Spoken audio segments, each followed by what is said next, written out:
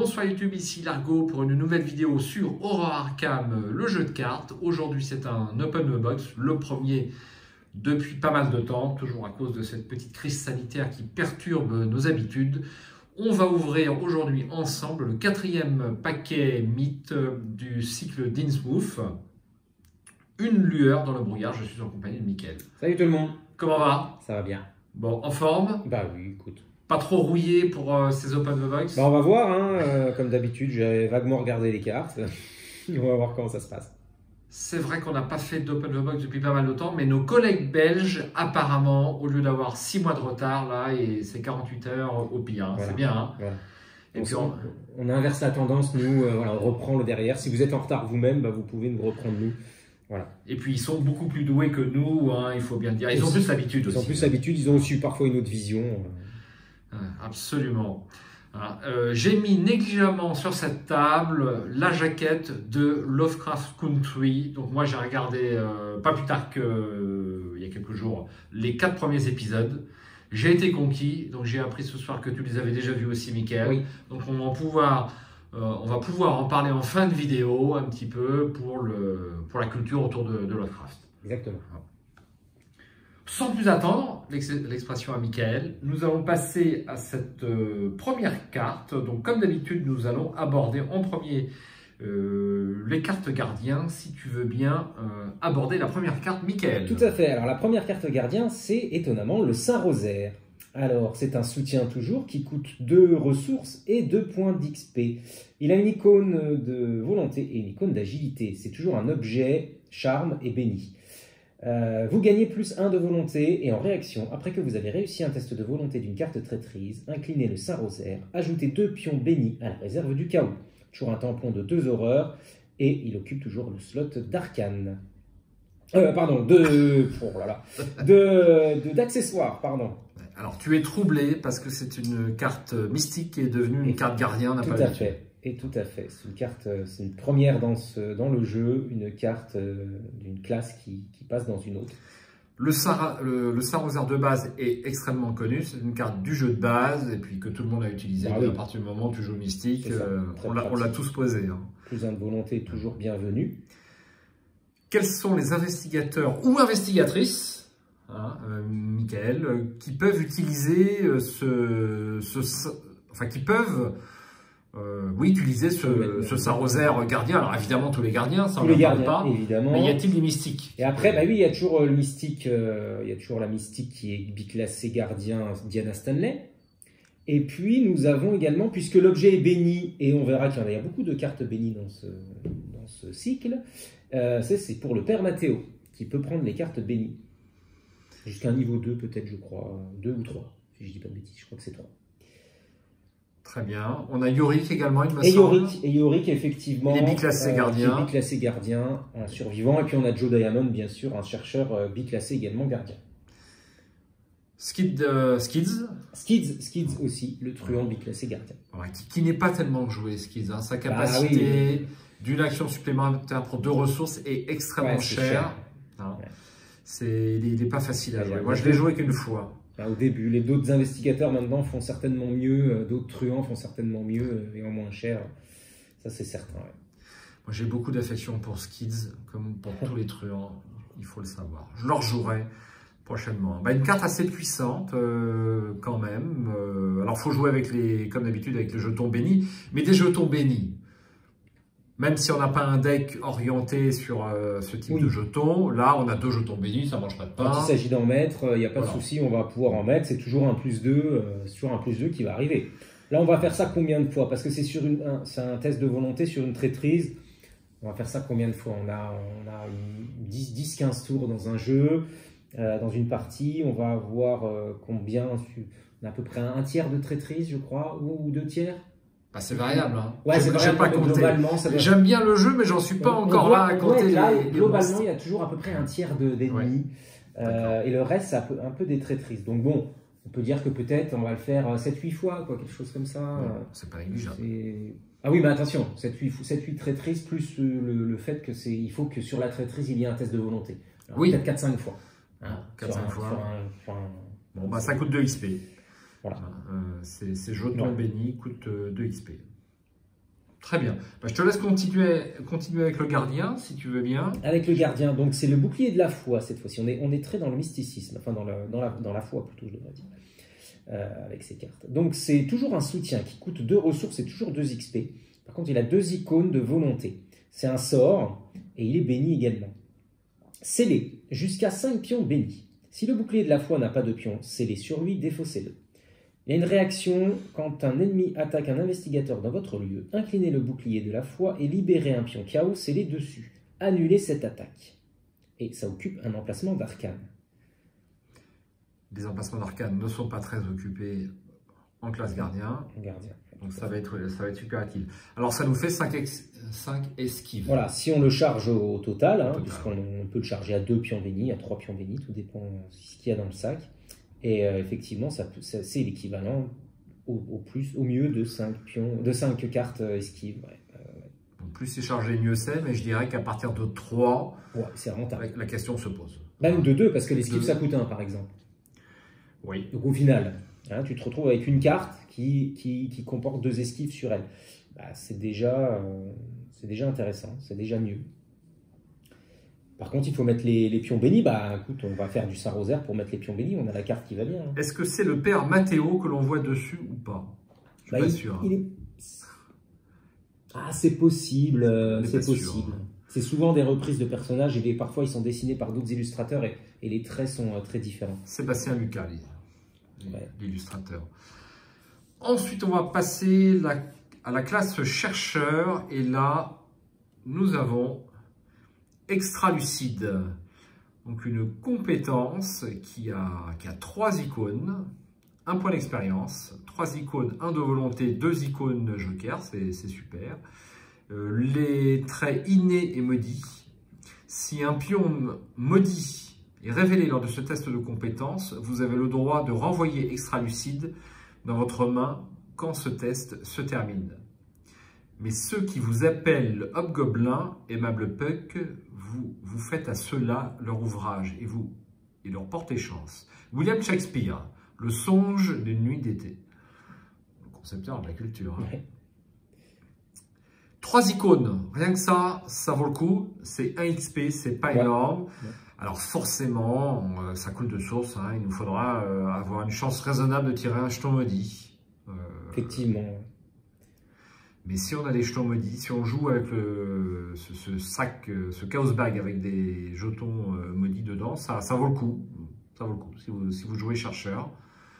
J'ai pas encore attaqué moi cette mécanique parce que j'ai un peu peur des manipulations supplémentaires. Cependant, Mickaël, les parties qu'on a faites étaient très sympas.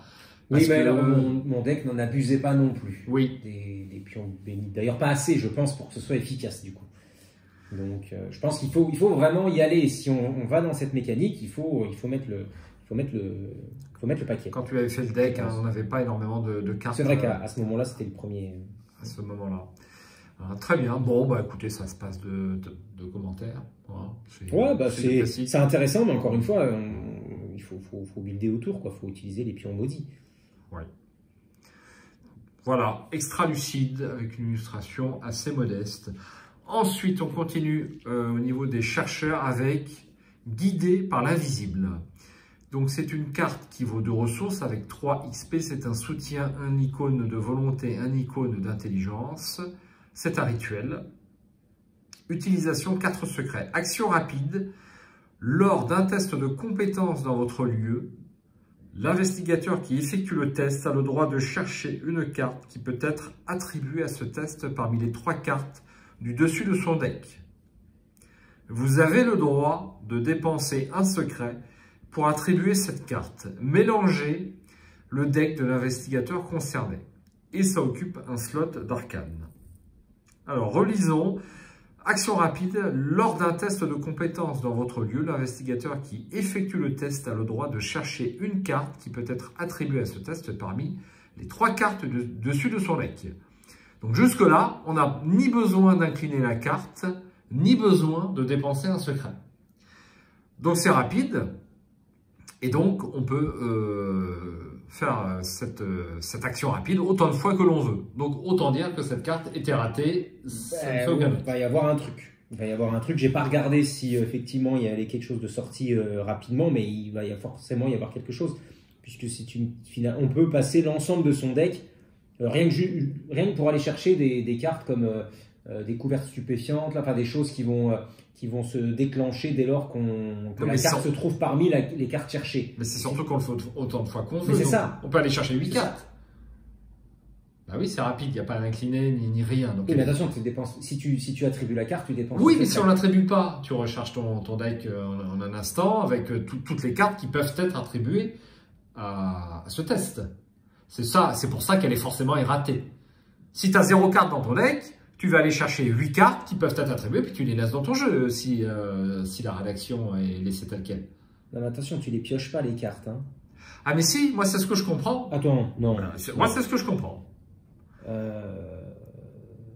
Qui fait que tu as le droit de chercher une carte qui peut être attribuée. Ah non, il n'y a pas le terme pioche. Ah bon? Non, il n'y a pas le terme pioche. Tu peux rouler ton deck, tu peux aller voir dans ton deck, dans la totalité de ton deck, mais c'est tout. Enfin, je veux dire, alors ce que je comprends pas, ok, mais pourquoi vous avez le droit, donc tu peux faire que la première partie de l'action, c'est-à-dire d'aller... Bah, tu regardes tes 3 cartes.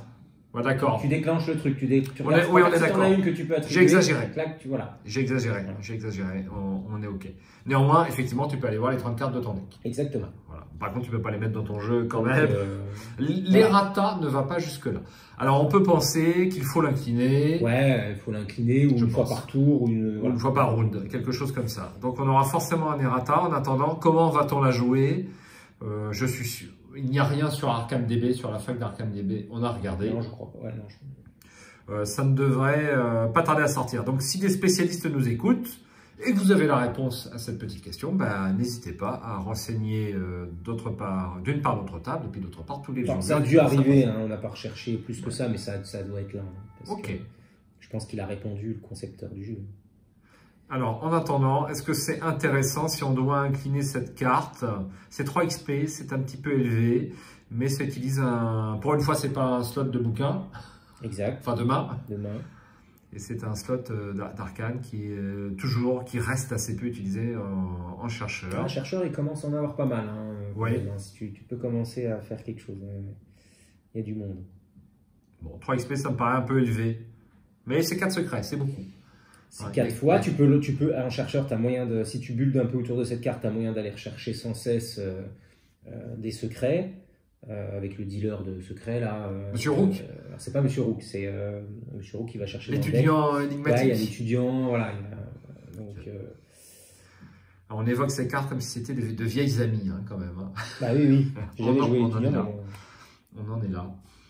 Ensuite, on va continuer avec la classe truand. Donc, on va en faire une chacun, puisque nous avons 2 cartes exceptionnelles en truand. Ça, c'est super. J'aime bien les cartes exceptionnelles. On n'en a pas souvent. Hein. Eh bien, on a la pièce porte-bonheur, qui est une carte unique. Présage d'infortune. Elle coûte 2 ressources et 2 XP. C'est un soutien. Et il a une icône d'agilité et une icône de volonté. C'est un objet charme qui est maudit. Il est exceptionnel. Donc, il coûtera 4 XP. En tout. On n'a droit qu'à 1 dans le deck. Forcé, quand vous révélez un pion maudit ou béni, lors d'un test de compétence que vous effectuez, lancez une pièce. Si vous obtenez face, traitez ce pion comme un pion béni. Si vous obtenez pile, traitez ce pion comme un pion maudit. Si vous traitez un pion béni, comme un pion maudit, à cause de cet effet, piochez une carte. Très bien. Alors, j'ai failli t'interrompre, mais c'est parce que je voulais la carte pour pouvoir la montrer à l'écran, puisque nous l'avons par définition qu'en un seul exemplaire, et ça n'arrive pas souvent. Exact. En plus, on a une magnifique illustration qui nous a brossé ce Sarah Lindstrom. Bon, comme d'habitude, j'ai pas tellement l'accent.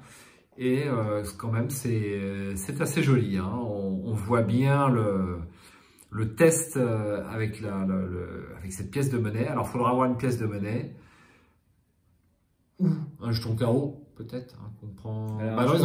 Oui, c'est face ou face. C'est pile ou pile plutôt. Non, alors, c'est un très mauvais exemple. Alors, je vous fais un petit gros plan sur le texte. Si vous n'avez pas bien écouté, Michael, Alors ça va être super intéressant si on veut rajouter des pions, à la fois des pions maudits et à la fois des pions carreaux. Ouais, si on en rajoute les deux. Mais il faudra avoir besoin de rajouter les deux, parce que si on se dit on veut que du béni, ça n'ira pas. Voilà. Forcément, selon les statistiques. Après, si, on peut quand même faire en sorte qu'on traite un pion béni comme un maudit. Et qu'est-ce qui se passe si on fait ça? Il doit y avoir il y a un effet, aucun des effets n'est mauvais en fait, sur cette carte. Si vous obtenez face, traitez ce pion comme un pion béni. Si vous obtenez pile, traitez ce pion comme un jeton maudit. Si vous traitez un pion béni comme un pion maudit à cause de cet effet, piochez une carte. Voilà. Ça peut être intéressant. Si tu mets que des bénis, du coup, tu peux te dire ah oui, c'est vrai, comme ça, je lance la pièce, et puis bon, alors évidemment, je vais me prendre un maudit, mais je vais piocher une carte. Bon, pourquoi pas. Voilà, puis souvent, après, là, si on met que des maudits, que des bénis dans le bag, est-ce que cette carte a un intérêt pas vraiment, en fait, hormis la pioche, ouais, c'est peut-être pas terrible, ce que je suis en train de dire, mais bon. Ça viendra à l'usage. Ouais. Il vaut mieux, effectivement, avoir des maudits, parce que c'est là que ça a tout son intérêt, de traiter un maudit comme étant un béni. J'ai joué l'étui à cigarette porte-bonheur avec 2 XP dernièrement dans une partie. Donc pareil, un accessoire truand similaire. Et c'est assez costaud. Hein. Dès qu'on réussit un test avec +1, on tire une carte. Je peux dire que ça dépote. Hein. Là, ça vaut énormément le coup. Hein.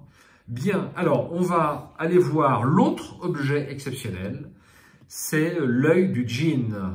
C'est un soutien qui vaut 2 ressources, 2 XP jusque-là, c'est pareil, avec 2 icônes d'intelligence. Et là encore, une magnifique illustration, c'est un objet, un relique béni et maudit. Là encore, le père Mathéo peut s'en servir. Dès qu'on voit béni, on pense Mathéo maintenant. Exceptionnel. Réaction, quand vous initiez un test de compétence lors de votre tour, inclinez l'œil du djinn. Fixez à 5 la valeur de base de votre compétence pour ce test. Si un pion béni est révélé lors de ce test, redressez l'œil du djinn. Si un pion maudit est révélé lors de ce test, vous avez le droit d'effectuer une action supplémentaire lors de ce tour. Et ça occupe, curieusement, là, un icône de main et non un icône d'accessoire. C'est juste. Ça me paraît super costaud, hein. Alors, il est exceptionnel, c'est normal que ce ne soit pas de la vinasse. Hein. Alors, c'est 4 XP, hein, c'est faisable. C'est faisable de le trouver. Et, personnellement, ça m'intéresse. Alors, effectivement, là encore, il va falloir avoir des jetons maudits et des jetons bénis. Alors, je ne sais pas si je vais répéter à chaque carte, parce que j'ai l'impression que dans ce paquet, il n'y a que ça. Il n'y a guère que la carte guidée par l'invisible, qui ne joue pas sur les pions bénis ou les pions maudits. Ah, tu spoil. Autant pour moi. C'est un petit teaser, je dirais plutôt. C'est une carte pour tout à l'heure. Hein, non, on l'a fait là, guidée par l'invisible. Alors 5 de valeur de base, bon, bah ça vaut le coup. C'est pas mal, c'est pas mal. Moi, ça m'intéresse de l'utiliser en truand. Ça fait longtemps que je n'ai pas joué au truand, j'aimerais bien le refaire prochainement. Alors le truand a quand même beaucoup de mains utilisées souvent. La main, oui. C'est vrai qu'en général, c'est... Alors, il y a parfois un revolver, et donc pas une arme à 2 mains. Ça peut se négocier, on va dire. Je joue au Fin Edwards sur donc, la campagne des Dévoreurs de rêves, la quête onirique. C'est très très sympa à jouer. Et j'ai quelques revolvers dont je me sers pour l'instant à peine, puisque Fin Edwards passe son temps à fuir les ennemis. Mais bon, je pense que ça ne devrait pas durer. Très sympa ces 2 cartes truand. Je te laisse avec la classe suivante. C'est ta classe, c'est mystique, c'est pour toi. Et mystique. Bon alors là, j'avoue, ils sont pas foulés. Mais bon, on verra ça ensemble. Alors, on a la première qui est l'Armageddon. Armageddon, donc une évolution de la carte de base. Elle coûte 4 ressources pour 4 XP. Toujours un soutien avec une icône de volonté et une icône de lutte. Elle est très sort et maudit. Utilisation de 3 charges. Pour une action, dépensez une charge, combattre. Cette attaque utilise la volonté au lieu de la lutte. Vous gagnez plus de volonté et infligez plus 1 dégât pour cette attaque. Pour chaque pion maudit révélé lors de cette attaque, vous avez le droit d'infliger 1 dégât à un ennemi dans votre lieu ou de placer une charge sur Armageddon. Voilà. Donc par rapport à la version de base, eh bien on a Le plus 2. Le plus 2 qui est là. Et c'est Armageddon, c'est 2 XP, hein, la carte précédente, il me Non, semble. non, c'est 0 XP. Ouais, c'est ça. Ouais, c'est quand même cher, hein. 4 ouais, XP pour avoir le plus 2. Je sais pas c'est très cher. Ouais. C'est très cher. C'est vrai que ouais, c'est assez cher. Et puis ça reste la capacité elle reste aléatoire. Encore une fois avec les pions maudits. Alors il y a deux petites différences. Il y a le plus 2 en volonté. Il y a également la petite différence sur la capa. Ici c'est pour chaque pion maudit révélé. Donc j'en révèle 2 de suite. Eh bien, je vais pouvoir infliger 2 dégâts à un ennemi ou bien mettre 2 charges. Le truc de base, c'était si un pion maudit est révélé lors de cette attaque. Donc, d'accord. Donc effectivement, il y a un petit... Mais encore une fois, il va falloir charger sérieusement le Chaos Bag en pion maudit pour que ça devienne intéressant. Moi, c'est ce que j'ai essayé de faire justement avec Dexter, avec Armageddon. Bon, le peu de pions maudits que je mets dedans c'est pas suffisant pour rentabiliser Armageddon. Ça nous fait penser que notre campagne est en cours. Hein. Il va falloir... Tout à fait. Il va falloir accélérer. Ensuite, Michael. Ensuite, nous avons l'œil du chaos. C'est toujours un soutien qui coûte 5 ressources et 4 points d'XP. Et a une icône de volonté et une icône d'intelligence pour un sort qui est maudit. Utilisation 3 charges également. Pour une action, dépenser une charge, enquêter. Enquêter en utilisant la volonté au lieu de l'intelligence. Vous gagnez plus 2 de volonté pour ce test. En cas de réussite, découvrez un indice supplémentaire dans ce lieu. Pour chaque pion maudit révélé lors de cette enquête, vous avez le droit de découvrir un indice dans un lieu connexe ou de placer une charge sur œil du chaos. Pareil, bon, je pense que ça peut être très fort. Mais encore une fois, il faut avoir le Chaos Bag qui va avec. Lorsqu'on joue en multi, il faut 2 decks, a priori, enfin 2 decks si on joue à 2, ou si vous jouez à 3, il faut 3 decks. Enfin, il faut que tous les joueurs utilisent la mécanique. En fait, j'ai l'impression. Il y a des chances, parce que effectivement, s'il y a qu'un joueur qui joue avec les pions bénis et maudits, surtout que les pions maudits, puisque là, il va blinder le sac de maudits, pour les autres, c'est quand même des -2 supplémentaires. Oui. Donc si les autres ne jouent pas un peu avec, je pense qu'il faut se mettre d'accord sur un petit peu une stratégie, de dire est-ce qu'on rentabilise les pions maudits, est-ce qu'on rentabilise les pions bénis, parce que sinon ça fait baisser. Moi j'ai du mal avec les cartes qui jouent avec les pions maudits, autant les bénis, bon, ça peut se comprendre, autant les qui jouent avec les pions maudits, blinder le sac de jetons maudits, c'est quand même dangereux, on va se prendre des -2, des -2, bon même si on a le plus 2 en volonté, il ne faut pas exagérer, il y a un moment... Et c'est de plus en plus cher, donc 5 ressources, hein, c'est du costaud. Est-ce que l'œil du chaos de base valait le même prix? Ouais. C'était 5 ressources aussi, et 2 XP, c'est ça? Ouais, c'était ça. De mémoire. Je vais vérifier ça, mais c'était ça. Non, c'était 0 XP. Hein. C'était 0 XP aussi? Ouais, je sais pas pourquoi j'ai 2 XP. Mais 5 ressources également, c'était déjà cher. Mais bon, pareil, hein, l'indice supplémentaire, ça peut être bien, hein, mais bon, faut-il pouvoir assurer. Donc là, nous avons 3 cartes mystiques dans ce deck. Je vais faire la dernière carte mystique, si tu veux bien, histoire de tourner. C'est le voile d'ombre. Le voile d'ombre, c'est un soutien qui vaut 3 ressources et 4 XP. Un icône de volonté, un icône d'agilité. C'est un sort et c'est maudit. Utilisation 3 charges. Action, dépenser une charge. Échapper A. Cette tentative d'évasion utilise la volonté au lieu de l'agilité. Vous gagnez plus 2 pour ce test en volonté. En cas de réussite, si l'ennemi auquel vous échappez est non élite, vous avez le droit de déplacer cet ennemi vers un lieu connexe. Pour chaque pion maudit révélé lors de cette tentative d'évasion, vous avez le droit de vous déplacer vers un lieu connexe ou de placer une charge sur voile d'ombre. Alors cette carte, là encore, existait dans le, je crois que c'était le starter deck de la Miss, hein, c'est ça, de la dernière mystique. Je ne sais plus d'où il venait le voile d'ombre. Oui, peut-être de... Ben, cherche. Non, je rigole. C'est toi qui as le téléphone en main? En plus, je l'ai certainement pas loin. Et c'est toi le spécialiste du mystique, donc tu dois nous dire. Donc, voilà. il me semble qu'elle va... Tu veux pas que je te donne le numéro de carte aussi? Si tu es un joueur motivé, tu les connais. Mouillé jusqu'au cou, ça vient. Mouillé jusqu'au cou? Ouais. Ah, d'accord, c'est un paquet précédent de d'Innsmouth. Ok. Alors, ça valait combien, Dino? Ça valait 3, c'est pareil. Hein. Okay. Il n'y a que l'XP qui augmente là. À chaque fois, ils ont rajouté 4 XP, ils ne sont pas cassés la tête, ils ont rajouté la même mécanique. Alors effectivement, c'est un petit peu facile. Voilà. Bon, après, il est faux aussi, hein, c'est les sorts qui augmentent un petit peu le...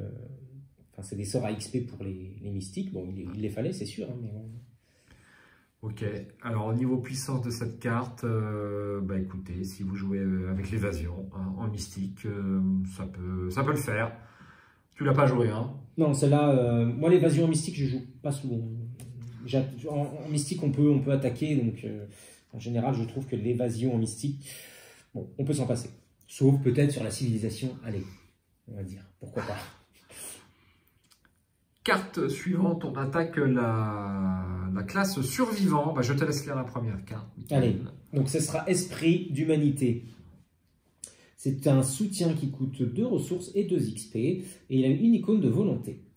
C'est un rituel, il est béni et maudit. Pour une action rapide, inclinez l'esprit d'humanité et subissez un dégât et une horreur. Ajoutez 2 pions bénis à la réserve du chaos. Pour une autre action rapide, inclinez l'esprit d'humanité et ajoutez 2 pions maudits à la réserve du chaos. Soignez un dégât et une horreur. Et ça prend un emplacement d'arcane. A noter que c'est la première carte arcane pour les survivants. Mais c'est vrai, maintenant que tu me le dis, il n'y a aucune autre carte arcane survivant. On reconnaît Calvin Wright sur l'illustration. Il est assez mal dessiné par rapport à l'illustration. Je crois que c'était Magali Villeneuve qui l'avait fait l'illustration, si je ne m'abuse, de la carte joueur. Bon, on le reconnaît bien, il a un couteau. C'est sa chemise. C'est sa chemise, voilà, ses bretelles, on le reconnaît grâce à ses vêtements surtout. Et de toute façon, c'est une carte qui est pas mal, enfin en tout cas la première partie de l'effet est pas mal designée pour lui. Hein, subir un dégât et une horreur, en plus on ajoute, donc il va augmenter en niveau et en stats, et en plus on va ajouter 2 pions bénis à la réserve du chaos, donc c'est tout bénéf, c'est tout l'intérêt de le jouer avec Calvin Wright. Alors on peut le faire à chaque tour, effectivement, mais il faut faire attention à sa réserve de points de vie, oui, bien sûr. De points de santé mentale. Mais ceci étant, il ne faut pas oublier que les survivants, c'est aussi la classe où on va trouver Peter Sylvestre et Jessica Hyde. Oui. Et donc, potentiellement, on peut la jouer à chaque tour grâce à ces tampons, un petit peu, si on a envie d'ajouter 2 pions bénis. Hein, moi, je vois bien un petit... un gardien avec un saint rosaire et puis un survivant avec l'esprit d'humanité qui mettent des pions bénis à la pelle dans le Chaos Bag, et on peut faire peut-être des choses sympas avec tout ça. Très bien. Esprit d'humanité, 2 XP. C'est tout à fait raisonnable. C'est une carte que l'on verra sur les plateaux de jeu, ça ne fait aucun doute. Ensuite, c'est la dernière carte de ce pack. C'est une carte survivant. C'est un événement qui vaut 3 ressources et 2 XP avec 2 icônes de volonté. Harmonie retrouvée. Avec les traits chance et béni. Cherchez X pions maudits dans la réserve du chaos et renvoyez-les dans la réserve de pions. X étant le nombre de pions bénis dans la réserve du chaos. Gagnez une ressource pour chaque pion maudit retiré par cet effet. Même les fils de la destinée peuvent être démêlés pour un temps. Alors voilà une carte qui va nous permettre de rééquilibrer notre Chaos Bag avec un petit bonus en ressources. Ouais, c'est même pas rééquilibrer, c'est enlever les pions maudits.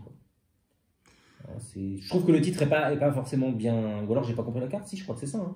Hein, on va enlever les pions maudits en fonction, on va enlever X pions maudits s'il y a X pions bénis dans la réserve. Donc... Du coup, si j'ai 3 maudits et 3 bénis dans le Chaos Bag, eh bien, j'aurai le droit d'enlever... ça vaut 3 ressources, je trouve ça un petit peu... D'enlever 3 maudits. Ouais, un petit peu cher peut-être. Bah, écoute, t'enlèves les maudits, tu gagnes des ressources. Oui, on va dire que tu as amorti le coût de ta carte. La seule chose que tu as fait, en fait, c'est de retirer... Oh, mais tu les as retirés quand même. Tu les as retirés, ouais. Si tu as des effets pour te soigner, par exemple, regarde, tu en mets 2 pour te soigner, après tu joues ça pour les enlever. Les retirer. Bon, après, ça peut-être un peu une usine à gaz, mais bon, de toute façon, je pense que le béni maudit, c'est un peu une usine à gaz, de manière générale. Mais bon. C'est constamment des effets qui se renvoient un petit peu à la balle. Ah bah oui, c'est ça. Mais bon, il faut trouver l'équilibre. Il faut trouver... Je trouve ça assez fluff, moi, personnellement. Voilà, ça peut être sympa. Ouais.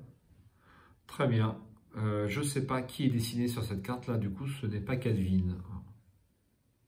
Je ne sais pas trop. Non, il a une robe. C'est pas quelqu'un de chez nous, on dirait. Bien. Et bien voilà pour ce pack qui me... Alors à l'exception des 2 objets truands, ce qui me concerne, moi que j'apprécie beaucoup et que je jouerai dès que possible. Bon, les cartes mystiques ne m'intéressent guère. Les cartes chercheurs ne m'intéressent guère. Hein, voilà, guidé par l'invisible, extra lucide, dont une est ratée avec quand même quelque chose d'assez gros. Où il y aura quelque chose. Ça n'a pas été relu. Hein, ça n'a pas été relu. FFG, une petite amendement. Enfin bon, il faut une qualité tellement exceptionnelle habituellement que je ne leur jette pas la pierre. Donc voici les 3 cartes mystiques. Et puis les cartes gardiens. Ça fait quand même, il y a un petit cumul quand même, je trouve. Il y avait la Winchester où il y avait, ils avaient oublié de mettre enlever la munition. Évident. Ensuite, il y avait le Randall Show où ils ont mis un petit action rapide au lieu d'une réaction. Oui. Bon. Oui. Celle-là, ils oublient un truc. Je trouve que, je sais pas, ils se précipitent ou c'est curieux quand même. Il y a du playtest, il y a des gens qui jouent derrière avec les cartes avant de les sortir, non? Eh bien, on se demande du coup, ou alors c'est peut-être à la typographie, hein, c'est-à-dire la version de base était bonne. Oui, peut-être, ouais, peut-être. Je sais pas, le la gars mise en qui page ou voilà, quelque chose, ouais, effectivement. Pourquoi pas? Bon, j'ai toujours tendance à leur chercher des excuses. Peut-être le texte étant un peu grand ici, peut-être ça a été tronqué, je ne sais pas. Ouais. On ne sait pas. Possible. Ah. On n'a jamais la réponse. Très bien, eh bien j'espère qu'on jouera très prochainement ce scénario. Alors un petit mot, on est déjà à 30 minutes de vidéo. Un petit mot sur le scénario quand même, avec pas mal de cartes. Donc, on va jeter un œil un petit peu comme d'habitude. Le phare. Alors, portail de la pointe du faucon. Le portail de la pointe du faucon ne peut pas être complètement inondé. Ah, retour des inondations. Retour de l'inondation. Ça, on connaît bien parce qu'on a joué 2 fois, si c'est pas trop le scénario, il me semble. La salle de la lampe. Alors, il pourrait changer un petit peu l'illustration qui reste la même. Ouais. Du jeu de base. Ouais, oui. Ça et les tunnels inondés ou je sais plus quoi, là, c'est toujours les mêmes. Et effectivement, dès qu'il y a une pièce dans on une ne doit maison, pas connaître, dans une maison, on a la même illustration. Ouais. Il pourrait quand même en dessiner 2 ou 3, peut-être. Ouais. Hein. Donc, on va lire cette carte parce que c'est l'illustration qui donne, qui a priori est la meilleure illustration puisqu'elle est sur le paquet. C'est la falaise de la pointe du faucon. La falaise de la pointe du faucon ne peut pas être complètement inondée, elle non plus. Donc, ça immerge. Alors, on va la retourner, cette carte. Alors, on va se faire un petit plaisir. Hein. On a bien le droit quand même. 1 de valeur occulte et 1 indice par investigateur. Action rapide, si vous contrôlez la clé blanche, en utilisant la clé blanche, vous regardez à l'horizon obscur et nuageux et quelque chose ravive vos souvenirs. Utilisez le flashback numéro 12 dans le guide de campagne. De nouveau des flashbacks. Ouais. Elle est très bien faite, cette campagne. Oui, en fait, c'est vrai qu'on ne sait pas pourquoi on est là au final. On a du mal à savoir. Je pense que l'agent qui nous accompagne a quelque chose à cacher, il y a de bonnes chances. Puisqu'on aborde le sujet, cette campagne d'Innsmouth est aussi bonne que les autres. On n'est toujours pas tombé sur une mauvaise campagne. On a envie d'y jouer, hein, c'est clair et net. Alors après, il y a une inflation de la durée des scénarios, surtout à 3 joueurs. Ça devient... Certains, c'est vrai. Alors on filme, donc on prend beaucoup plus de temps. Oui, aussi. Et puis on prend du temps pour discuter. Aussi, il y en a qui vont beaucoup plus vite, discutent beaucoup. On aime bien ça. Ouais. On parlemente. Voilà, on négocie. Voilà. Allez, on va trouver un petit monstre, si on peut. Donc là, regardez cette magnifique illustration. Quoi, 2 points de victoire. Le bébé, là, non? Hein? Ah non, c'est pas le bébé. Il y a un bébé? Ah, il y a un bébé.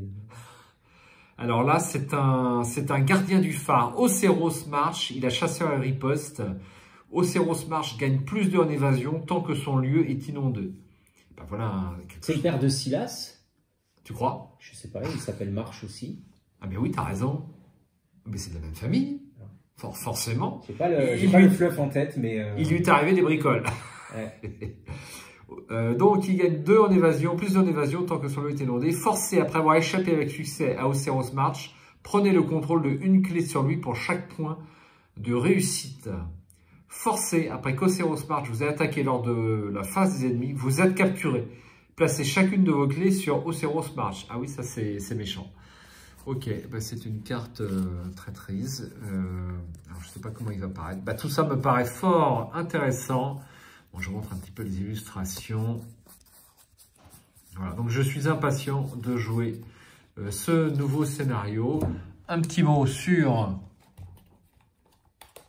si j'arrive à ouvrir la boîte, sur la notice. Le livre est toujours plié en 25.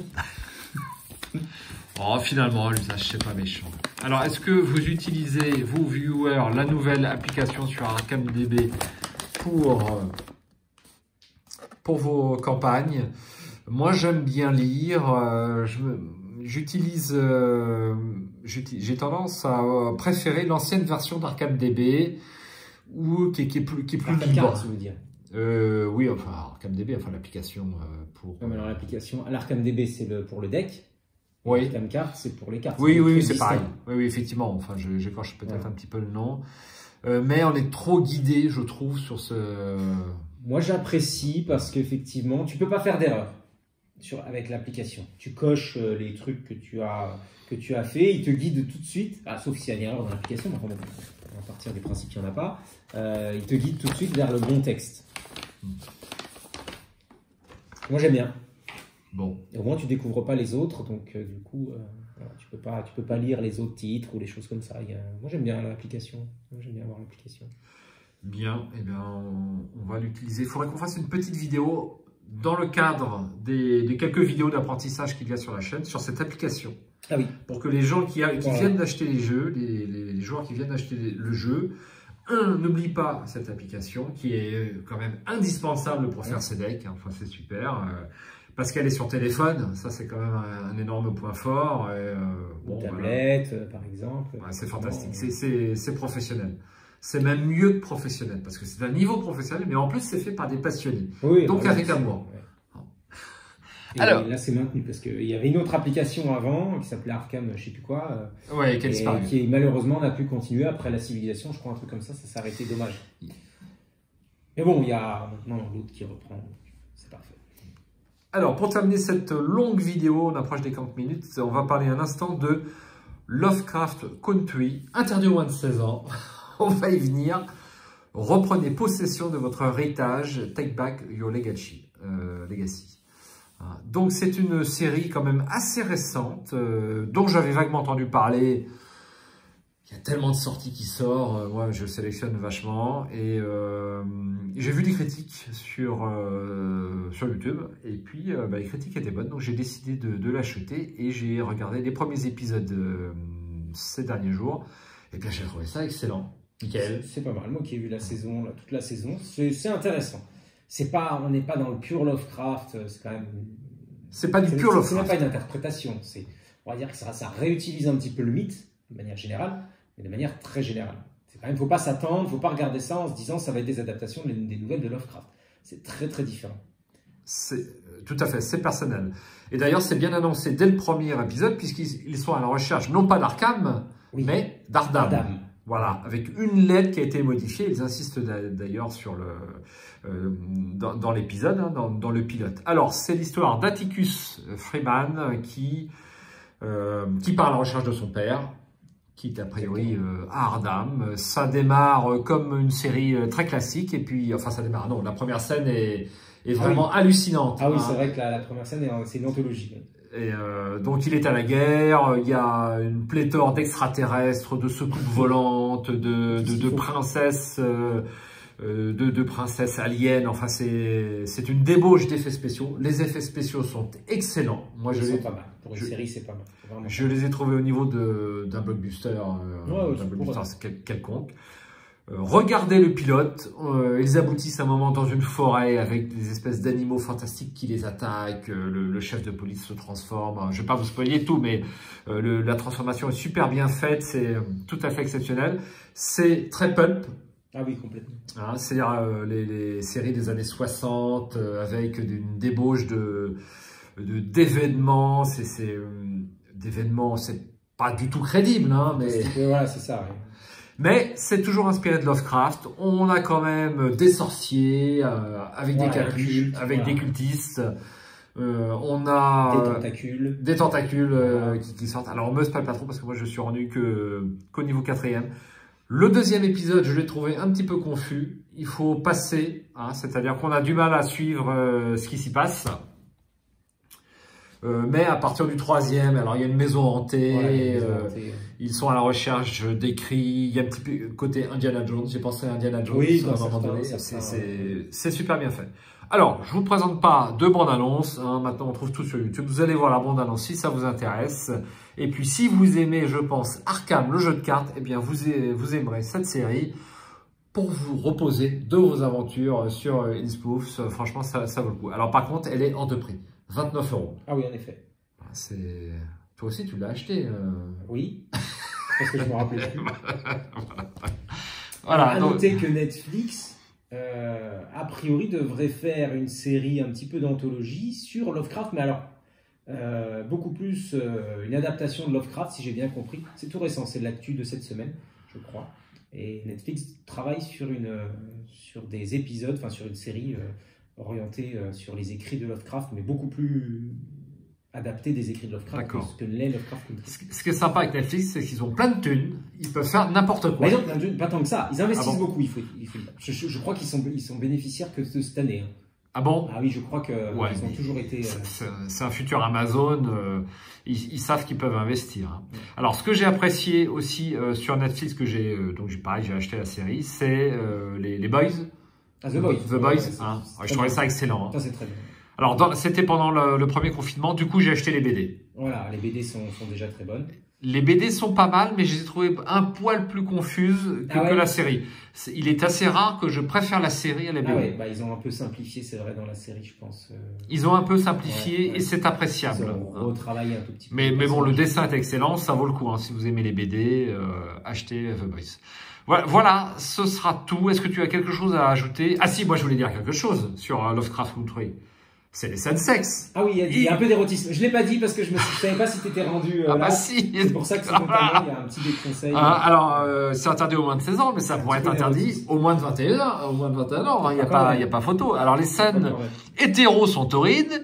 Les scènes gays, alors on n'en parle même pas. C'est pas à mettre entre toutes les mains quand même. C'est une série moderne. Hein, voilà. C'est super moderne, mais bon, c'est sympa, quoi. On n'est pas dans le politiquement correct. C'est ça aussi que j'apprécie, c'est qu'ils y vont pas avec le dos de la cuillère, quoi. Voilà. Michael, je vais te rendre à ton amende de 135 € parce qu'il est 18 h passé. J'ai mon attestation de travail, c'est bon. Ah oui, c'est vrai que nous, quand on bosse sur Arkham JCE, on est au travail. Voilà. Très bien. Merci d'être venu une fois de plus.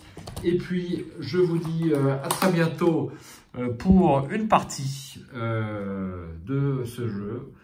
Arkham JCE. Moi, je trouve plus mes mots pour parler de ce jeu. Mais bon, voilà. On va stopper là. Merci d'avoir suivi la vidéo. À ciao, bonsoir. À bientôt. À bientôt. Salut.